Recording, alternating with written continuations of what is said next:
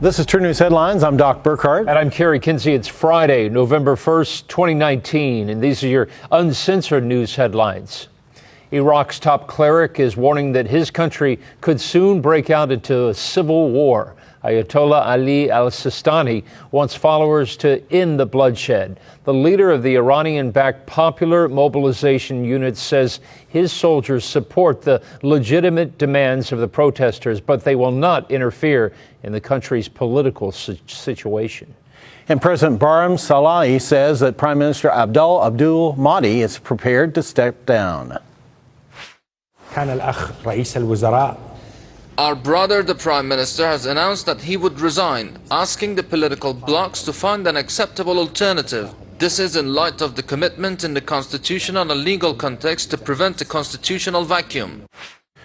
Now, if Mr. Abdul Mahdi steps down, it will trigger a snap election. Iran says that's the U.S. goal, to remove the Iranian-backed premier and to replace him with someone friendlier to Washington. But Debka Fowles reporting that Iraq's army and security services are now under the command of Iranian Major General Qasem Soleimani. According to the report, the head of the Revolutionary Guard Corps' Al-Quds force stormed into an Iraqi Security Council meeting in Baghdad's Green Zone. That's where the U.S. Embassy is located. Well, General Soleimani reportedly took the Iraqi prime minister's seat from him. He then made it clear to the Iraqi officials present that he was taking control of the efforts to stamp down the protests. Debka File also states Tehran was angered by Lebanese Prime Minister Saad Hariri's decision to step down, and they were desperate to ensure that didn't happen with Mr. Abdul Mahdi in Baghdad. Well, Doc, a new report out of Jerusalem says Israel's prime minister told his cabinet that President Trump can no longer be trusted to act against Iran. This follows Benjamin Netanyahu's statement in which he said Iran's boldness was growing due to an absence of a response. That was viewed by many as a reference to the U.S. failing to take military action. Israel's Channel 13 reports Mr. Netanyahu told his ministers that the U.S. won't strike Iran until after the 2020 presidential election at the very earliest. He reportedly said that in the meantime, Israel will be on its own to deal with Tehran. This report follows news in recent days that the Israeli Defense Forces and Air Force are gearing up for missile attacks from Iran. Well, China says it will not tolerate any challenges to Hong Kong's governing system. It laid out plans to boost patriotism in the city and change how its leader is chosen or removed. This after months of pro-democracy protests. The unrest was a topic at a major four-day meeting of the Communist Party. It was chaired by President Xi Jinping. The head of the Basic Law Committees for Hong Kong and Macau says the one country, two system principle is essential to China's governance. The Association of German Banks, which represents 200 private commercial banks, has released a position paper demanding a digital euro. Now, the banks take the position that only sovereign governments are able to develop monetary systems and that the European governments must band together to create not only a cryptographical digital euro, but also a unified pan-European payments platform. That means that could run independent of the U.S.-dominated SWIFT system. Well, the Archbishop of Kampala wants the government in Uganda to take money from workers' salaries for tithes. Dr. Cripian Kiso Lawanda says 1/10 of everyone's earnings belongs to the church. He wants a law like one in place in Germany where people are taxed and the money is redirected to the church. A lack of tithes by many Christians in Uganda is hampering church projects.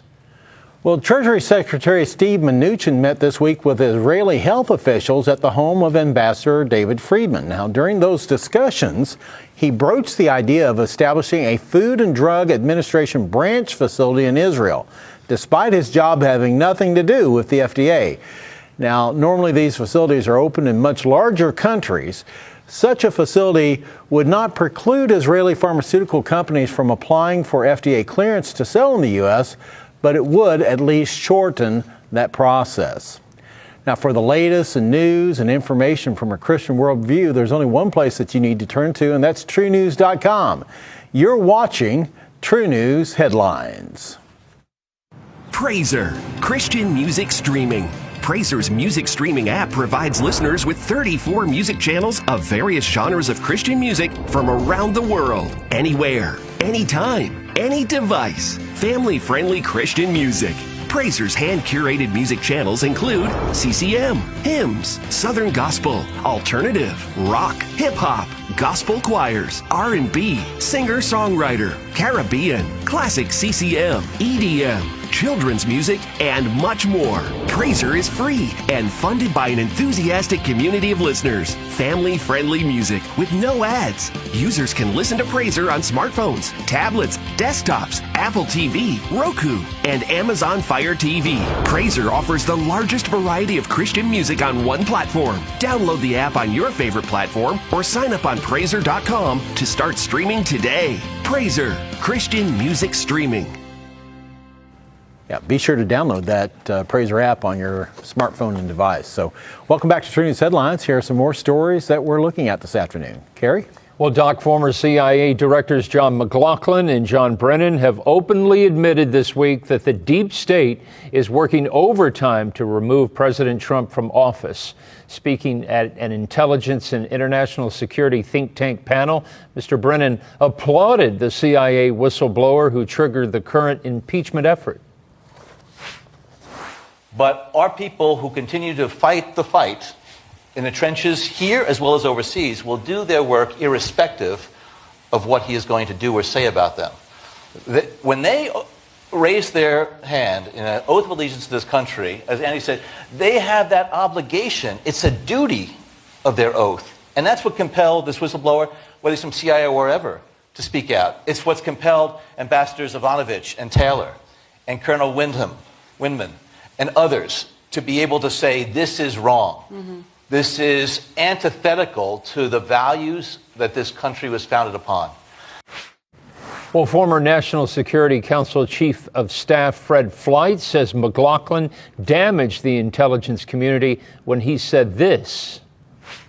Thank God for the deep state. I mean, I think, everyone here has seen this progression of diplomats and intelligence officers and White House people trooping up to Capitol Hill right now and saying, these are people who are doing their duty, who are responding to a higher call. Mm-hmm.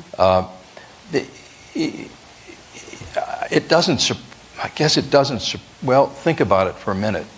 With all of the people who knew what was going on here, it took an intelligence officer to step forward and say something about it, which was the trigger that then unleashed everything else. Now, why does that happen?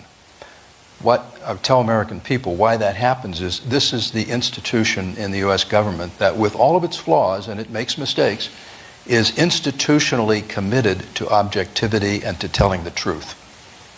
It is one of the few institutions in Washington that is not in a chain of command that makes or implements policy. Its whole job is to speak the truth. It's engraved in marble in the lobby. Thank God for the deep state, he said. Wow, which God? Right. So, President Trump and his family are no longer residents of New York. He tweeted out Thursday night that due to being treated very badly by politicians there, he has officially changed his permanent residence to his Mar-a-Lago estate in Palm Beach, Florida. He's here in Florida now. He wrote he cherishes New York and its people, but said few have been treated as badly as he has by the state's Democrat politicians. According to the New York Times, the president legally made the move in late September. Well, Doc, the president's personal pastor, Paula White, has been given an official administration job. The televangelist, based out of Apopka, Florida, will work in the Eisenhower Executive Office Building and the Office of Public Liaison. She'll advise the administration's Faith and Opportunity Initiative. Now, the program was established late last year by an executive order. It aims to provide more voice in government programs to religious groups. Well, Paula White was among the evangelical leaders who took part in a prayer meeting this week at the White House.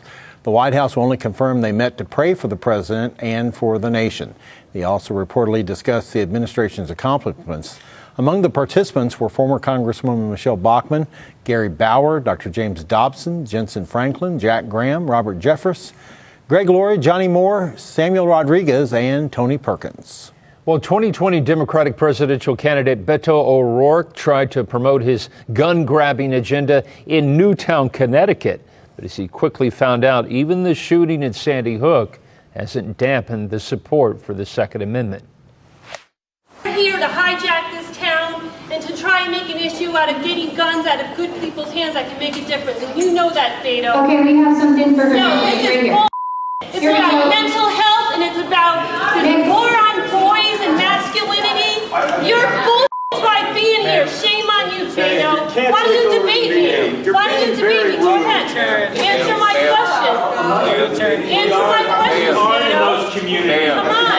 Come on, bring it up, Beto. Let me hear. What do you have to say about mental health? What do you have to say about urban violence? You don't care. The Democrats have been in charge of urban communities and cities for decades. The Democrats have failed. They don't care about you, sir. That's why you said Sandy Hook.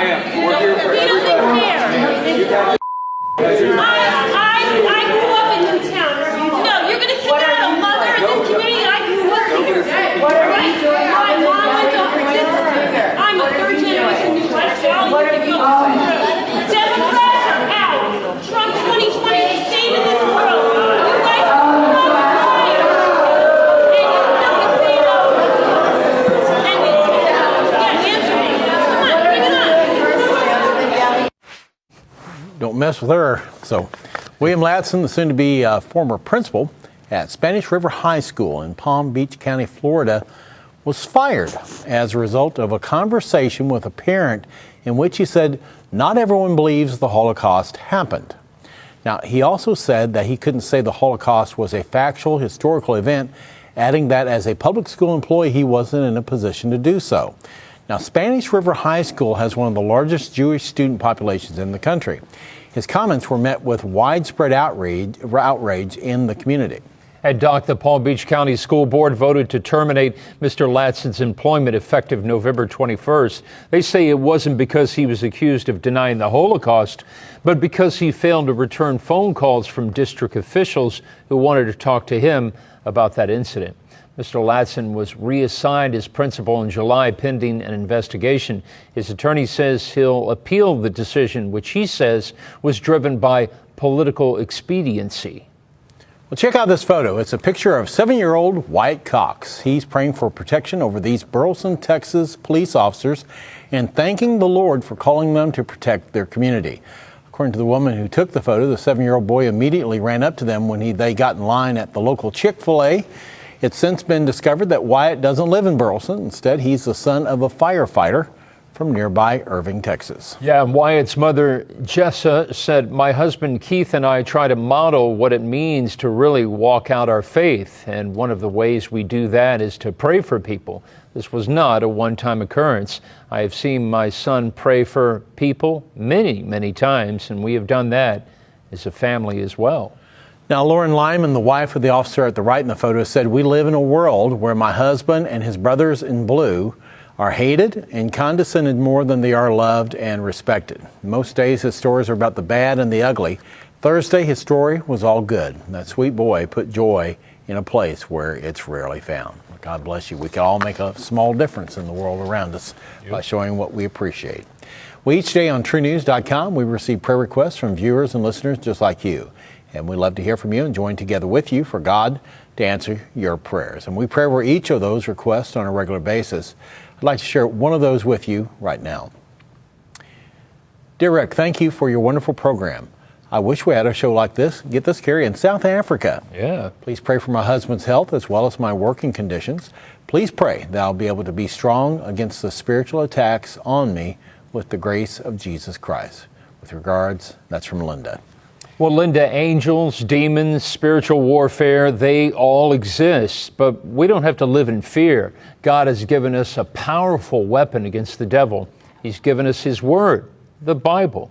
It reminds us who He is, who we are, and what is true. We can have victory over the tactics of Satan by filling our minds with the truth of the Bible. That's why Romans 10:17 says, "So faith comes from hearing, and hearing by the word of Christ." Thank you so much. Well, visit TrueNews.com and use the TrueNews app on your smartphone to submit your own need for prayer. And be sure to visit TrueNews.com for more about our headlines. Yeah, and do us a favor. Please like and share this edition of True News Headlines on your social media channels. Also, please visit TrueNews.com to find out how you can support our news efforts. We've had messages from people telling us that we're not showing up on YouTube, and there's a reason for that. True News has been banned from YouTube for a week, Carrie, and so, but we are still available all your other social media channels, Facebook, on Twitter, BitChute, by the way, we started recently on there, and of course, always on TrueNews.com, so you can always watch the headlines, and you can always watch the daily Godcast on our website at www.truenews.com. So thanks for joining us for True News Headlines, and stay tuned for our True News Godcast coming up later this evening. The president is no longer a New Yorker. He has officially declared Florida his new home, and evangelist Paula White has a new job in the White House. Stay tuned. You know Rick has plenty to say about both those items. On behalf of Carrie Kinsey and the entire True News team, I'm Doc Burkhart for True News Headlines. God bless you. God bless you.